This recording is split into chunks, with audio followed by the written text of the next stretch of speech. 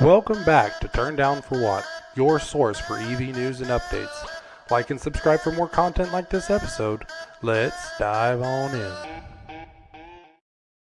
Welcome back to Turn Down for What? Another day? Another episode. There we go. We haven't done that in a couple weeks. Yeah, we haven't.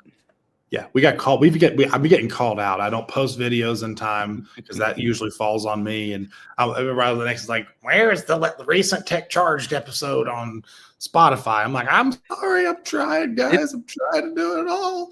Maybe there's a way. I'll have to investigate and see if there's a way to have things pushed from, the StreamYard into it somehow. Because right now you're doing it manually, right? And that's kind of where it gets caught up. If we go live on platforms, then it will post to those, but like Spotify and stuff has to be a download and a manual re-upload, and I have to edit the video because a lot of times there's an intro recorded. This is technicals for all the listeners, but there's a little intro for the live feed for the Tech Charge, but when I post it I have to remove that intro. Right. So I have to edit the video, has to process through, then you have to download it, upload it, copy descriptions. It just takes a minute. And I usually get as far as processing the video, but then it takes like 10 minutes. And so I forget about it and I don't come back. And that's where I fail. So keep calling me out on X because I did fail all of my Spotify listeners and Apple podcast listeners. I apologize. Nonetheless, I did get Tech Charge posted Saturday night, Sunday night, something like that. Awesome. And, I think we're up to date on all the episodes that we had, but also they're like, we haven't heard from you guys in 2 weeks. And it's true because, as always, the OG crew is maintaining chaos and we're just trying to get episodes up when we can. We really try to film every Tuesday and have an episode to post, and Tech Charged on Thursday, but life happens. And I fly out this afternoon, but I'm here and ready to chit chat. So. Yeah, we didn't do a Tech Charge this past Thursday either because I was in Dallas all of last week, and literally my flight was at the same time as the normal time we record. So yeah, life does get in the way, but we try to get it up there as often as we can. It's a mess trying to deal with 3 schedules. Us, Jesse and I, starting a charging station company, you with being on the West Coast with your 9 to 5 and all the other stuff that you do. It's a lot of fun trying to get everybody all together.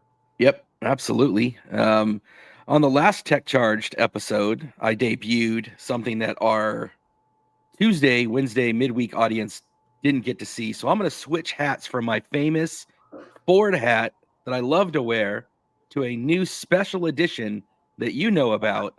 Yes. From our ACT Expo.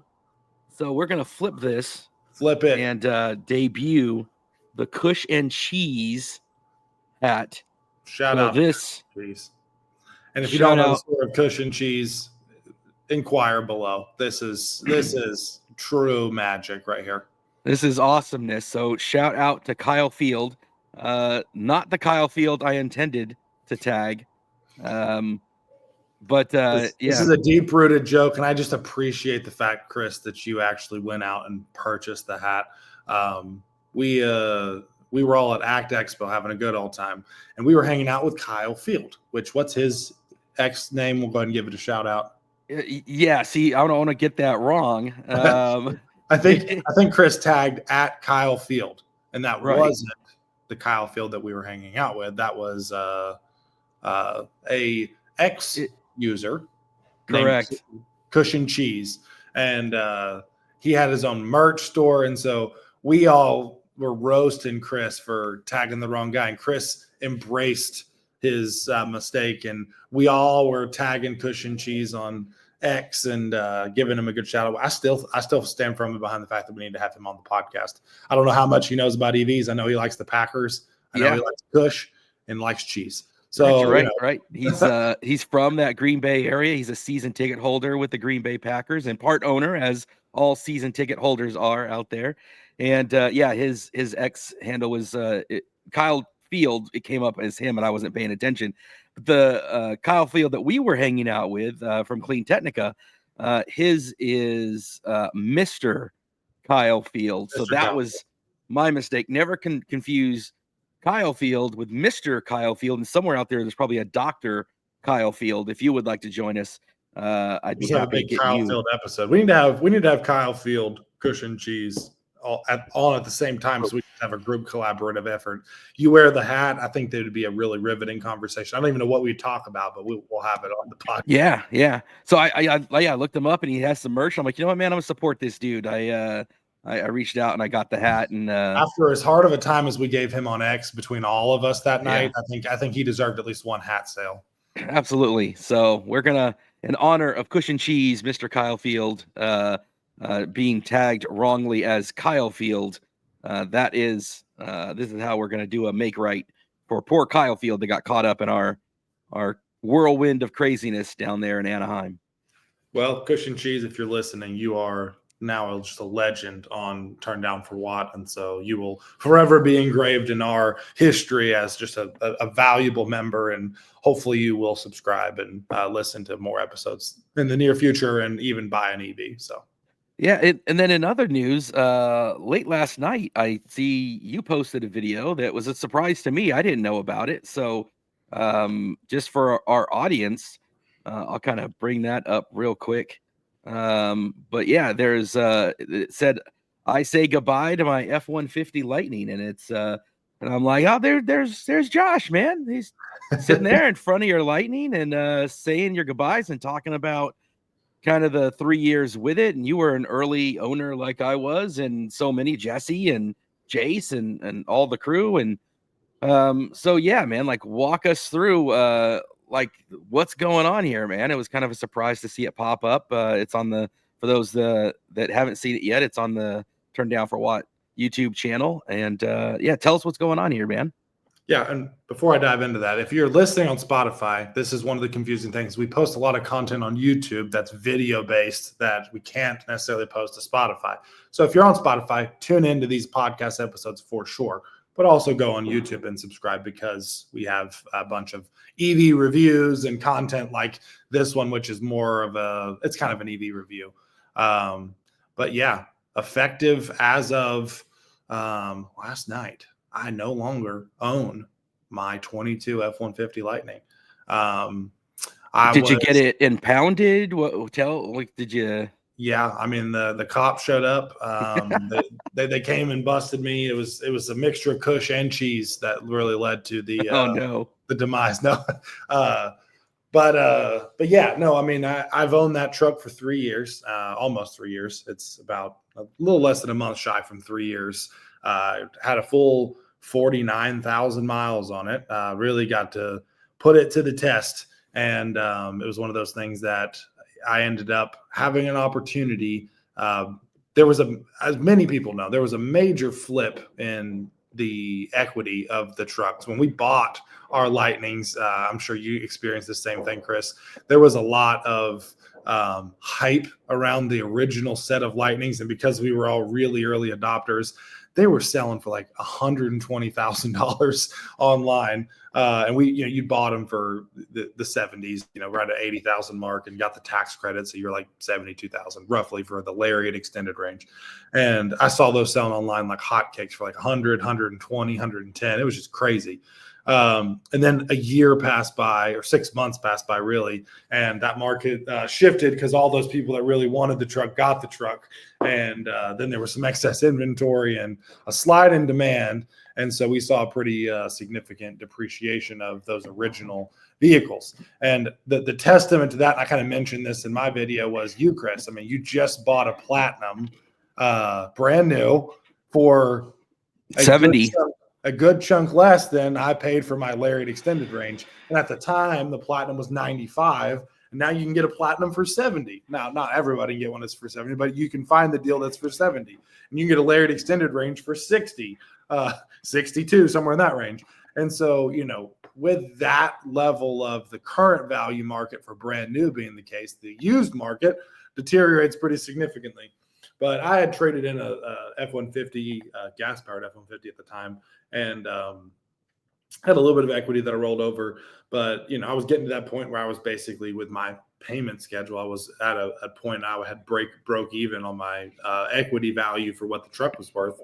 And I, through my network, had the opportunity to get another guy really interested in the F-150 Lightning. He's one of my neighbors and a good friend of mine. And he was like, man, like I really want an F-150 Lightning. And, it was an opportunity where you can go out and find a Lariat extended range used with a roughly similar amount of miles for 50 to 55, probably in that range. But, I was able to get him, and he just fell in love with the color, which you can't get anymore. My ice blue silver color was a one of one in my area. I've never seen another ice blue silver out in the wild. I don't know, Chris, if you've seen a lot around the California area where there's a lot more EVs. But in East Tennessee, I was one of a very few set of Lightning owners. And then the next year model rolled around and ice blue silver disappeared. And so that color was a limited fashion. But also, that one in Atlas Blue, I believe. Yeah. And I just loved when I originally purchased the truck. I really loved that color as far as the ice blue silver, because the two colors I was deciding between was ice blue silver and antimatter blue. Antimatter blue had existed before, and so it wasn't a unique color. Ice blue silver had only really introduced itself in the Mach-E at the time. But I think this was a derivation of that color. I don't think it's the same thing, but maybe it was. And it was one of those things that it was a very unique color that, wasn't very popular. And so my decision was between the two. And one of my it was all online. There was no physical Lightnings on the road. There was no way to see a car or a truck, that is, with an ice blue silver on it, because we ordered them 6 months before anybody ever got one. And so my major decision was looking at the F-150 Lightning badge on the rear and all those accents with that light blue color.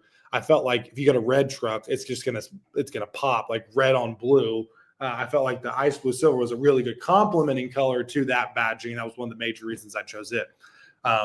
For me personally, and I talked about this in the video, I think my biggest I would probably, if I purchased it today, going back 3 years ago, would have purchased antimatter blue, just because I like the darker colored truck against the light bar specifically.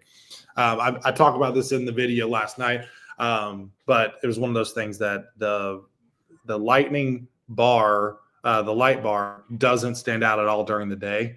And so with a light colored truck, the white, the silver, the ice blue silver, during the daytime, you don't really notice that there is a headlight there. It kind of just blends in with the hood. Right. Because the Rivian has that really distinct headlight look, whereas the Lightning during the day, it disappears. At nighttime, it has a statement. It's there. You see that full, I don't know, what shape is that? I don't know. That full light bar across the whole front. It's like very distinct nighttime feature. But during the day, it just disappears.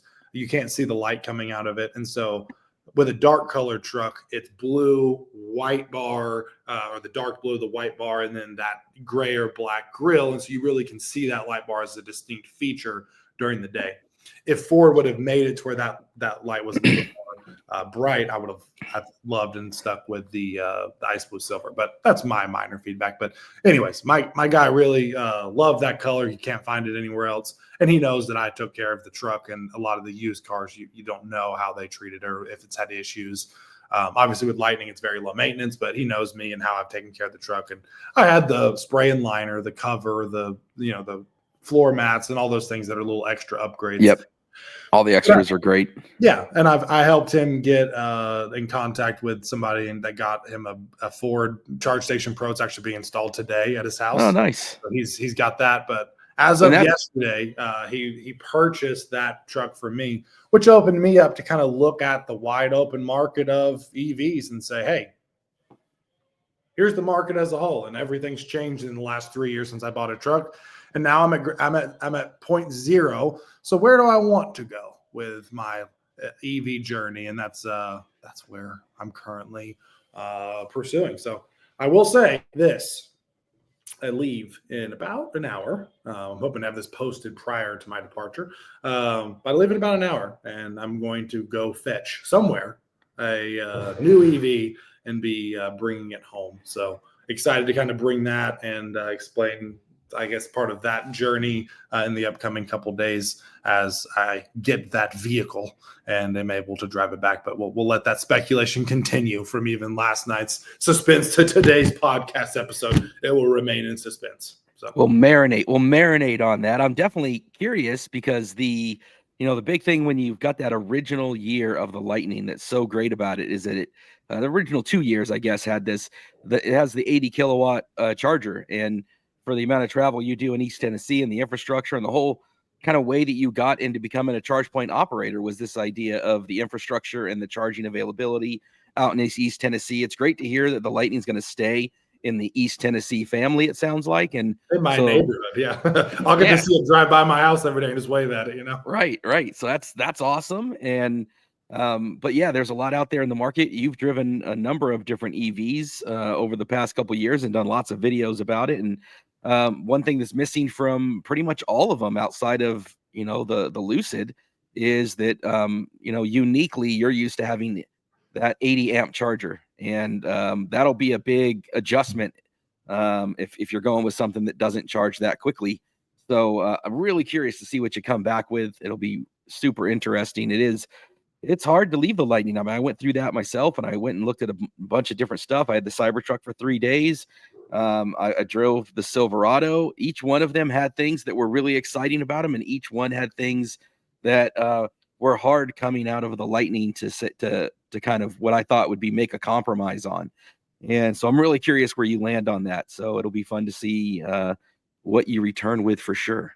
Yeah, I'll say when I bought the truck in 2022, I really honestly didn't know what I was getting into. That sounds like a scary bad thing, but I told this story yesterday on that episode, but I drove a gas-powered vehicle. I live in East Tennessee where, the EV population, especially in 2022, was very low. So there's very little infrastructure, there's very little knowledge on it. So I was figuring out, researching it because I was passionate about this vehicle and the technology and the opportunity that it had for me and my use case. And flash forward 3 years, and it's now my the Lightning, my original Lightning, is what set me on a different path in my entire life and opened up the door for me to, start Power Up America and everything that has become. And that's very strictly because of that Lightning. I would have not been anywhere near that vein if I would have not pursued it. And when I pursued it, it's what allowed Jesse and I to meet through a Facebook group, the Ford Lightning group. There's a few of them out there. I think you moderate one, don't you, Chris? Yeah, the biggest and the best, of course. 28,000. I think that's the one I met Jesse on, was that group. Were you moderating at the time, or have you since become the moderator? Since became the moderator early on, as just a really early participant with it, and then as the channel, or as the, I guess not channel, but as the Facebook group grew, they needed like 25, 30,000 people. Yeah, 28.5 as of this recording, and a lot. Not that all 28,000 are active. There's a number of 28,000 who have since never purchased the Lightning, because early on it's always interesting to hear the debate of this is a Lightning owners group, and I'm like, bro, none of us were owners when we started this group. Like early on, we were Lightning fan club, but it was going to become the Lightning owners group, and so Jesse and I were able to meet right before the Lightning ship. There was actually a post that came through. It was a post that come through the group, and it was like, hey, check out these Lightnings coming through East Tennessee. And we were like, what? That could be our trucks. And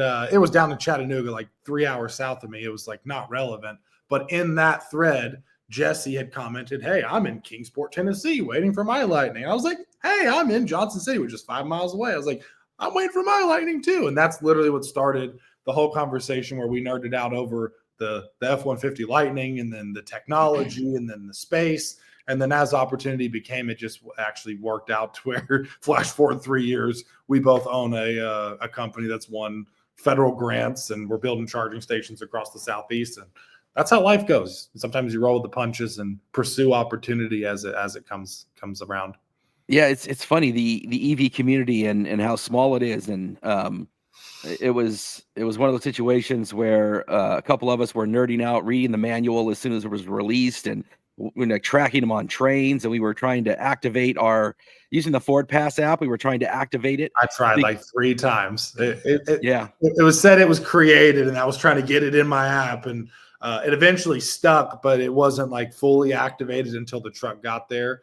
But I was very, very much guilty of the fact that I was calling the train company with the train car tracking number. Yes. And I was Yes. actually following the train all the way from Michigan. It left Dearborn, went through Ohio, down through West Virginia into Kentucky, and out through Virginia, stopped in North Carolina. I was literally watching the cities because it like the phone call was like, hey, it's in this city in movement. It was like I was a problem. I had an issue early on.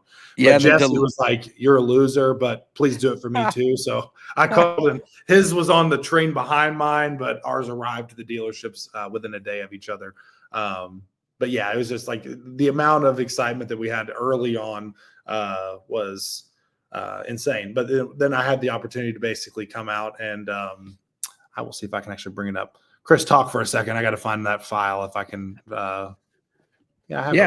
It was similar for me. We're tracking the train, and at the time, the train companies were going on strike, and the West Coast got ours after the East Coast. So we were waiting, and we did a lot of the similar things. This is now. Is this you there at the local dealer?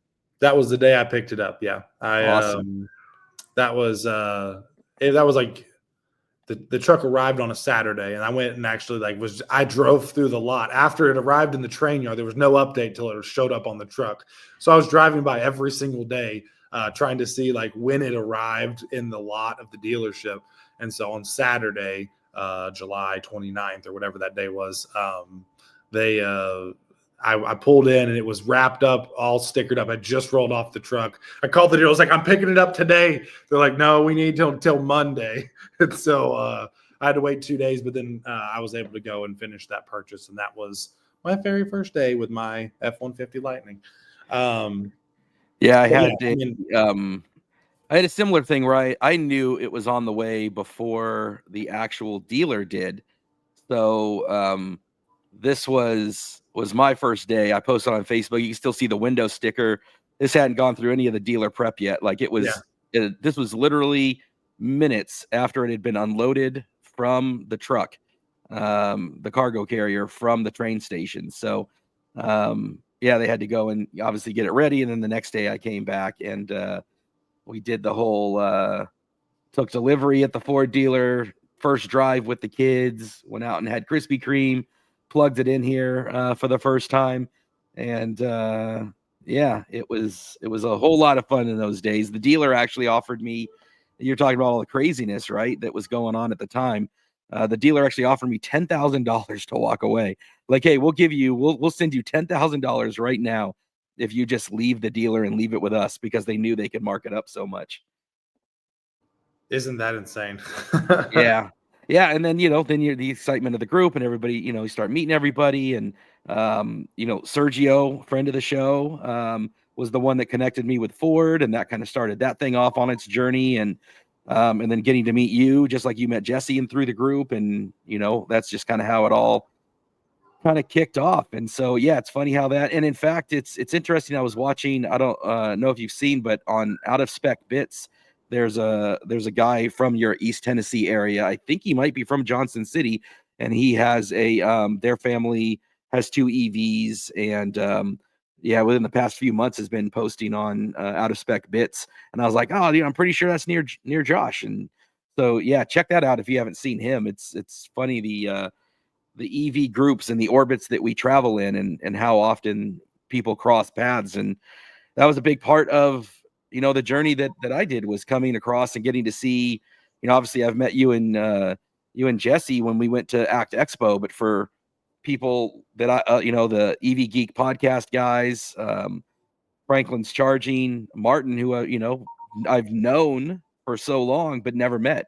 So it was an opportunity to do that. And that was kind of the point, is that you travel in these online orbits, but so few of us get the opportunity to meet. So you have somebody there right in your backyard from Out of Spec doing stuff. I think I'm pretty sure he's there. I need to look at that. Yeah, no, that's where with I think Kyle and their whole gang, aren't they moving to North Carolina? Yeah, they're moving out there, which is crazy, because now you're gonna have like Alpatronic, Kempower. You've got Out of Spec will be out there. Obviously, Brandon Flash lives out there.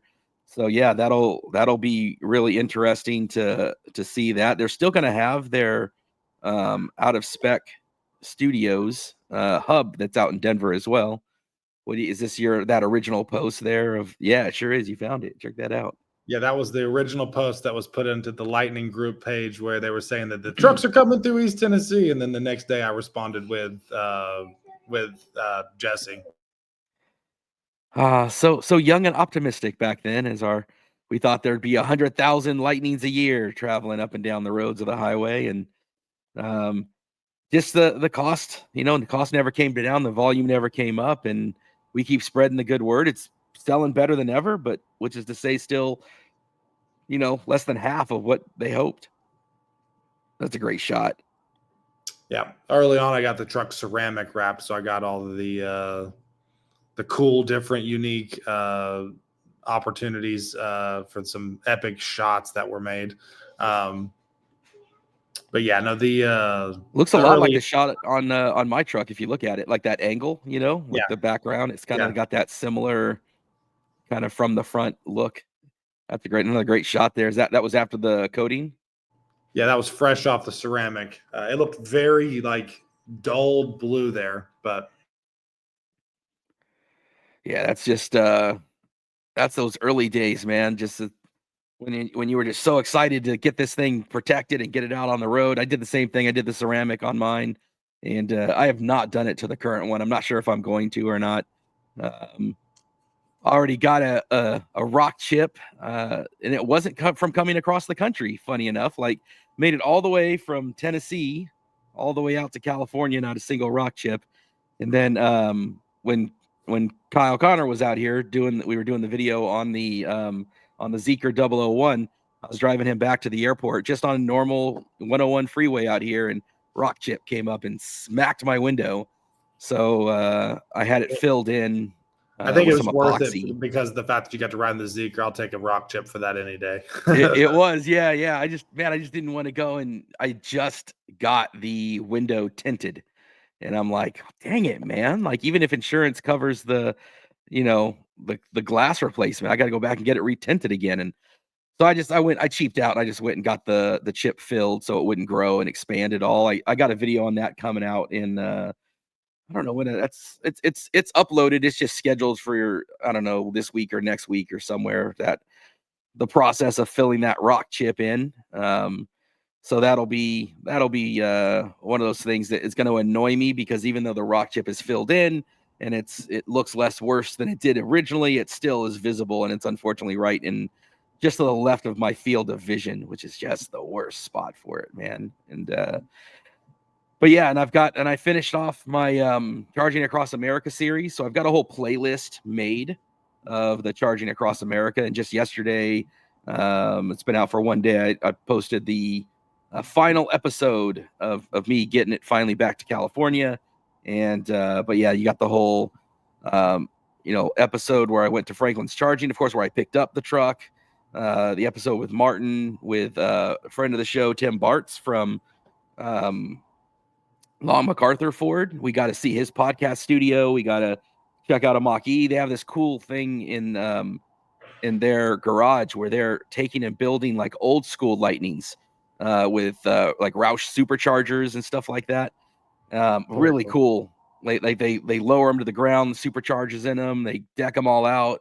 They're like the old school street Lightnings. Then I went and visited out of spec, of course, and then went over to Ben, and I crashed over at Ben's place, and 9,000 feet up in this luxury yurt that he has. That was pretty cool. Came across Utah, had some crazy storms, had a really bad charging experience at a Starbucks at a charge point. Just awful experience. And I'm like, man, where's Power Up America in Utah when I need it? And I don't know if we're ever going to reach Utah there, buddy. Yeah, it's pretty far out here. I had my first negative charging experience in a while, because I've been using the same reliable chargers. And I went to show my buddy, actually, with my Lightning, a charger near the closest one to my house. Actually, it was an Electrify America, and plugged up, and it would not go over 30 kilowatts. I was like, Electrify America, Good job, guys. Great job. But anyways, yeah, that was I was like, this is not what charging really is. This is just an isolated incident. Go to the Tesla supercharger or whatever. Yeah, it's funny you mentioned EA. It did a decent job. This is a shot from me traveling through on my last part of the journey, and you'll see the Rocking out title that Blue there. Cruise. Look at you. Yeah, it's my first time getting to have Blue Cruise on a trip, so that was awesome. And yeah, I actually had a Tesla and EA fail at the same exact spot as I entered Nevada. And yeah, I went to the Tesla charger and nothing would connect. It wouldn't start a charge no matter what I tried to do. And then I went down the street to an EA, and the EA first one also failed to connect. The second one was derated at like 33 kilowatts. Finally, the third one worked. And it was funny because Kyle had just done a video of him traveling from the other direction, California, back to the Out of Spec studios. And this is me kind of pointing to the screen with the ridiculous 33 kilowatts that it was getting. And yeah, both of us a had. lot of times is those old Electrify America units are very, very wonky, and when they get the updates to the newer ones, they tend to be more reliable. But I think those older ones that you see that style, like I've rarely plugged up and gotten a good charge curve out of it. Yeah, actually, this shot here is actually my good charge. I apologize. I did 4 Electrify America charges. 3 of the 4 were fantastic. And actually charged better than the Tesla superchargers. They hit a higher peak than the Tesla did, and they held the charge curve longer than the superchargers did. The thing with the superchargers, just there's just so many of them. You don't have to worry. The EAs, there's always like 4. You're hoping You're nobody's going to in get them. reliability, but the major issue that you're always going to face with the Tesla is their cables, the amperage that they're capable of. They're because they're short and smaller. Like it's just in the adapter, like you're not going to get the same delivery as you're going to get out of other vehicles. Now, some of the newer V4 and stuff like that, you'll get better performance out of, but the traditional Tesla cable is meant to max boost a Tesla for just a few minutes, and it's basically wired for that purpose. But for a big truck with big demands, it's one of those things that the amount of energy you're delivering, it's not going to be able to maintain that with the heat of the cable and things. So it's a logistical thing that it's going to be a reliable but less powerful option, I think, in general. So this is where I had cursed myself because I had just the previous stop bragged about how great EA was, and then I get here to Battle Mountain Inn, and this is where Tesla failed, and this is where the EA charger failed, and I was, my style of road tripping is more of like fewer stops, longer stops. Use the restroom, take a break, check, catch up on my social media posts and my emails and my work stuff. Then I, move on to the next stop. But for this one, I decided to try to maximize, efficiency and, push the tempo. I was doing 80 plus miles an hour. The wind was blowing strong, so I was doing frequent trips. And this is the part of that equation that I think goes wrong is if you do have charging problems, all the time that I, in theory, saved by just hopping charger to charger kind of eroded between the initial problem with the Tesla, then having to drive further away to the EA, having that one fail, have the second one fail, finally have the third one work. All of that time savings was pretty much, gone with that. And then finally hit the road and headed back. It was a 24-hour drive straight, and very happy and very tired, but very happy to be back home at the end of that. So, yeah, overall, the amount of hours you put in the truck and the amount of kilowatts you probably delivered in charging is a record. You were on that trip or just got back, and what was the major news platform? Electric? Yeah. They had put a post out on LinkedIn like, who's had the longest road trip? I was like, Chris Bowe just now, actually. The boys traveled 2,400 miles. How far is that? That was 3,000. Yeah, just over 3,000 3,000. miles. That's insane. Total. Yeah, it was a lot of fun. Like I immediately wanted to go and do it again, and just because of all the things that you see, man, traveling through that part of the country, just getting to meet everybody was really fantastic. So the coast to coast would be spectacular. I think that would be a lot of fun. Yeah. But yeah, that's that's one that for sure that's a legendary trip, and one that especially in a Lightning to showcase the trip, and you got to meet all the coolest and best across the nation. It was such a legendary trip. But Legendary. Yeah, the Blue Cruise and massaging seats and auto sensing wipers, all these things I didn't have before. Get to enjoy the sunroof and open that up and enjoy that.